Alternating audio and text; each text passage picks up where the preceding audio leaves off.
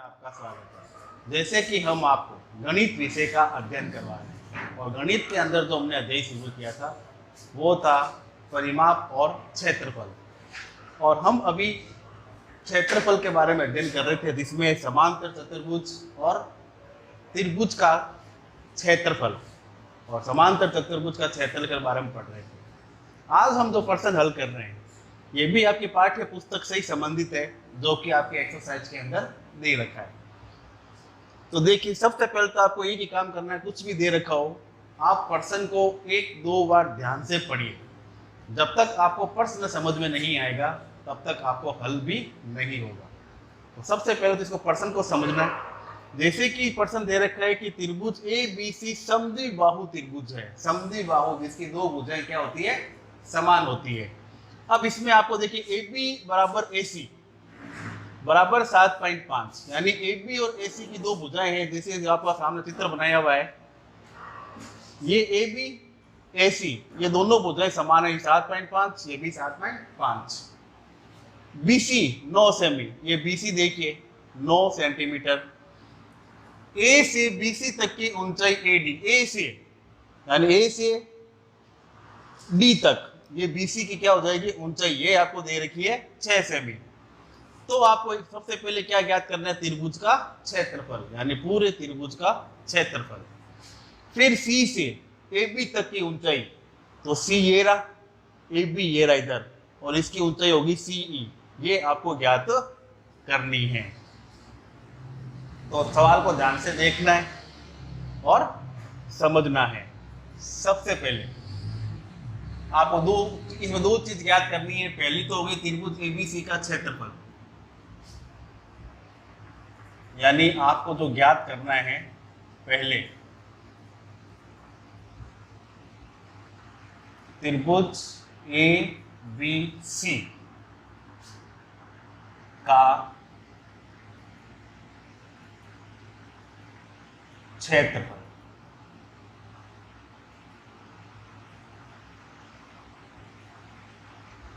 यानी ये आपको ज्ञात करना। इसके लिए हम क्या करेंगे, देखिए त्रिभुज का क्षेत्रफल का सूत्र होता है 1/2 आधार इंटू ऊंचाई, 1/2 आधार इंटू ऊंचाई, 1/2 आधार इंटू ऊंचाई।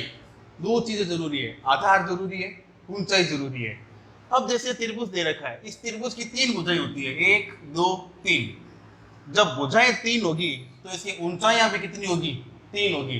देखिए एक दे रखी है आपको A से D, एक दे रखी है C से E। अगर हम एक और दे रखी होती तो इस प्रकार से होती यहाँ पे बीच में, लेकिन आपको नहीं दे रखी, केवल 2 ही दे रखी है। 2 ही दे रखी है तो दोनों पूरी होनी चाहिए, आधार भी होना चाहिए, ऊंचाई भी होना चाहिए, दोनों में से कम नहीं होना चाहिए। तो देखिए ये कह रहा है A से D इसकी ऊंचाई 6, BC इसका आधार 9। अब ये तो हो गई इधर की बात। अब इधर देखिए AB 7.5, लेकिन इसकी ऊंचाई ये CE जो आपको नहीं दे रखी, यानी आपको नहीं दे रखी। तो इस AB और CE के आधार पर आप त्रिभुज का क्षेत्रफल ज्ञात नहीं कर सकते। तो हम क्या लेंगे फिर, ये जो दे रखा है BC की ऊंचाई AD, ये दोनों है, देखो ये 9 सेमी दे रखा है और ये 6 सेमी दे रखा है। तो इन दोनों को लेते हुए हम इस पहले पूरे त्रिभुज का क्षेत्रफल ज्ञात करेंगे। तो देखिए कैसे करना है। सबसे पहले त्रिभुज ABC का आधार, और आधार का नाम है आपका BC, ये आपको दे रखा है 9 सेंटीमीटर। अब BC की देखिए A से BC तक की ऊंचाई कितनी दे रखी है आपको AD 6 सेमी, ये आपको प्रश्न में दे रखा है। त्रिभुज ABC में BC तक की ऊंचाई,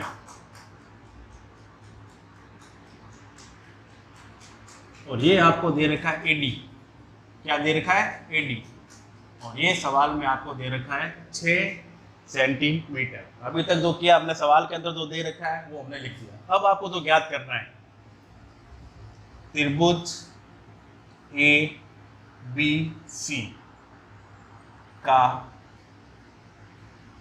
क्षेत्रफल। तो इसका सूत्र 1/2 इंटू आधार और इंटू ऊंचाई। तो क्या हो गया त्रिभुज का क्षेत्रफल का सूत्र? 1/2 इंटू आधार इंटू ऊंचाई।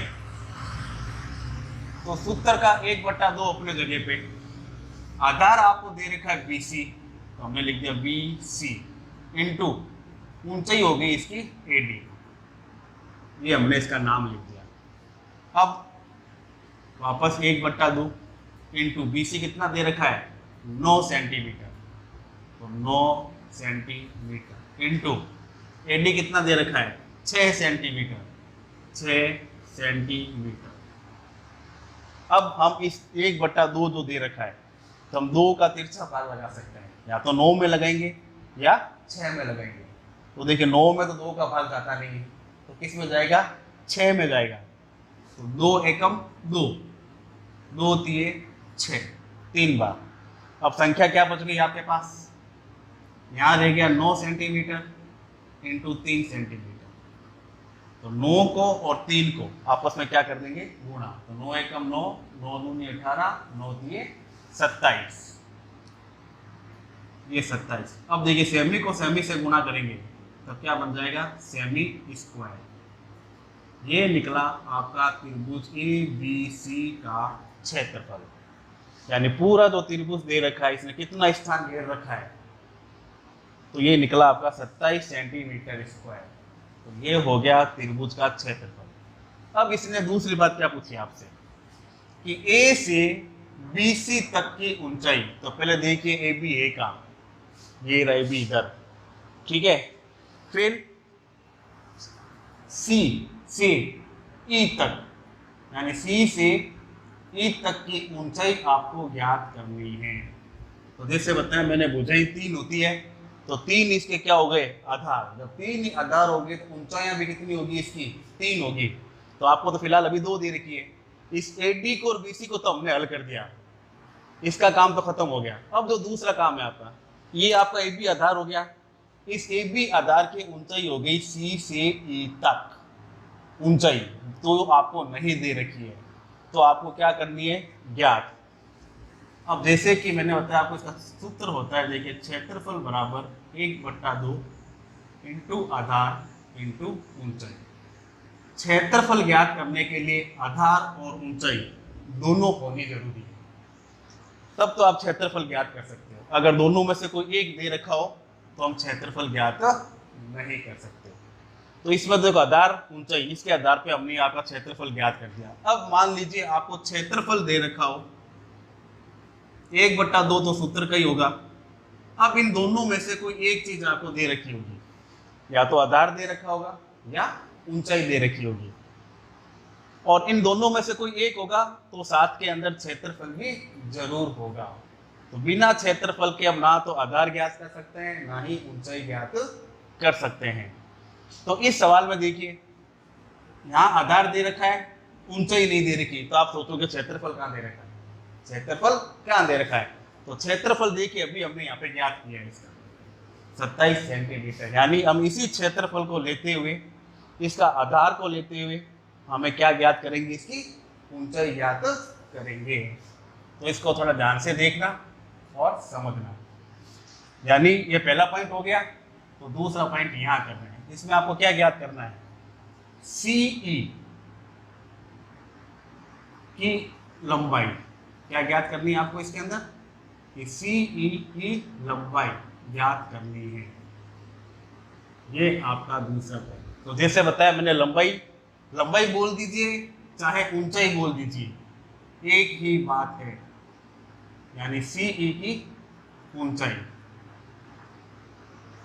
तो इसमें सबसे पहले त्रिभुज ABC का क्षेत्रफल। अब सवाल के अंदर तो क्षेत्रफल था नहीं, तो क्षेत्रफल देखो हमने ज्ञात किया है यहाँ पे 27 सेंटीमीटर स्क्वायर। ये हो गया यहाँ पे 27 सेंटीमीटर स्क्वायर। अब हमें सीई ज्ञात करनी है। तो सीई, ये सीई किसकी ऊंचाई है? ए बी की ऊंचाई है। तो ए बी इसका क्या हो जाएगा? आधार हो जाएगा। तो त्रिभुज ए बी सी का आधार, और इसका नाम है ए बी बराबर 7.5 सेंटीमीटर। अब त्रिभुज ए बी सी का क्षेत्रफल, सूत्र वही 1/2 इंटू आधार इंटू ऊंचाई। तो त्रिभुज एबीसी का क्षेत्रफल कितना था? 27 सेंटीमीटर स्क्वायर। 27 सेंटीमीटर स्क्वायर बराबर 1/2। आधार, आधार का नाम है इसमें ए बी। ऊंचाई आपको दे रखी है सीई, जो कि आपको ज्ञात करनी है। तो 27 सेंटीमीटर स्क्वायर बराबर 1/2 इंटू, अब ए बी कितना दे रखा है? 7.5 सेंटीमीटर इंटू सीई आपको ज्ञात करना है। जैसे कि हमने कल सवाल किया था, उसमें बताया था आपको, ये एक प्रकार से ये आपका क्या बन गया? समीकरण बन गया। तो समीकरण के हम क्या करते हैं? संख्याओं को दाएं से बाएं, बाएं से दाएं पक्षांतरण करते हैं। जब संख्याओं को दाएं से बाएं लाएं या बाएं से दाएं की तरफ ले जाएं तो इनका चिन्ह क्या हो जाता है? बदल जाता है। तो यहाँ पर गुणा का चिन्ह है, तो जैसे हम पक्षांतरण करेंगे तो ये भाग्य चिन्ह में बदल जाएगा। तो हमें सीई का मान ज्ञात करना है। सीई को बाहर ले लीजिए। 27 सेंटीमीटर स्क्वायर के अंदर 1/2 इंटू 7.5 सेंटीमीटर। अब यहाँ पर मैं आपको पहले भी समझा चुका हूँ, जब हम भाग लगाते हैं तो भाग के अंदर अगर 3 संख्या आ जाए, जैसे 1, 2, 3, ये 2 जो है तीसरी संख्या हो गई, तो गणित के नियम के अनुसार ये तीसरी संख्या घूम के ऊपर आ जाती है। यहाँ पर केवल एक ही रहेगा। और ये क्यों आती है इसको मैं आपको पहले पूरा यहाँ पे करके समझा चुका हूं। अब सीई बराबर, पहले 2 का भाग लगा दीजिए, 2 को हम क्या करेंगे? 27 से गुणा कर देंगे। तो 2 को 7 से गुणा किया, 2 सत्ते 14, 1 बच गया। फिर 2 को 2 से किया, 2 दूनी 4, 4 1 5, 54 सेंटीमीटर स्क्वायर। और यहाँ दे रखा है 7.5 सेंटीमीटर। अब इसका आपको लगाना है भाग। तो देखिए आपको पता है कि ये पॉइंट की संख्या है, दशमलव की संख्या है, और हम गणित के नियम के अनुसार हम इस दशमलव को इस जगह से हटा सकते हैं। जब हम दशमलव को हटाएंगे तो दशमलव के बाद में जितनी संख्याएं होती है उतने जीरो हम उसके विपरीत स्थान पर लगा देते हैं। जैसे दशमलव अभी नीचे है, यानी बट्टे के हर के स्थान पर दे रखा है, अगर हम ये दशमलव हटाएंगे तो विपरीत स्थान कौन सा होगा? इसका ऊपर, यानी अंश वाला स्थान। तो यहाँ पर मैंने लगाया इंटू का चिन्ह और यहाँ लिखा 1। अब दशमलव के बाद में केवल एक अंक दे रखा है, तो हम यहाँ पर एक जीरो लगा देंगे। क्या लगा देंगे? जीरो। जैसे ही जीरो लगाएंगे ये पॉइंट यहाँ से क्या हो जाएगा? हट गया। अब हटते ये संख्या क्या बन गई? अब ये 7.5 नहीं है, ये 75 हो गई। कितनी हो गई? 75। अब इसको आपको गुणा करनी है या भाग लगाना है, वो आप कैसे करोगे? अगर भाग लगाना है तो देखिए 10 और 75 के अंदर 5 का भाग जाता है, नहीं तो आप पहले 10 को 5 54 से क्या कर देंगे? गुणा कर देंगे, और 54 से गुणा करेंगे तब संख्या बनेगी 540 सेंटीमीटर स्क्वायर बट्टा 75 सेंटीमीटर। अब 540 में 75 का भाग, तो देखिए पाड़ा बना लीजिए 75 का।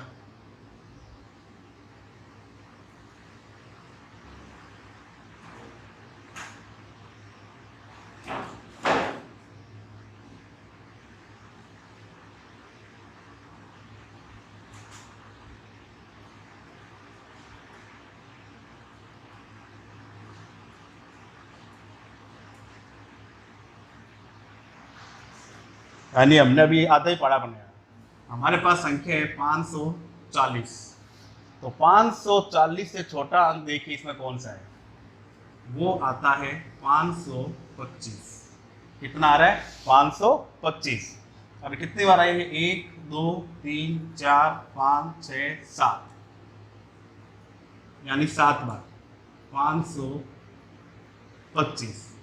हम घटाएंगे तो 10 में से 5 गए 5, यहाँ रह गया 3, 3 में से 2 गया 1, कितना गया? 1। अब 15 तो छोटी संख्या 75 से, तो भाग को पूरा करने के लिए हमें क्या लगाएंगे? पॉइंट लगाएंगे।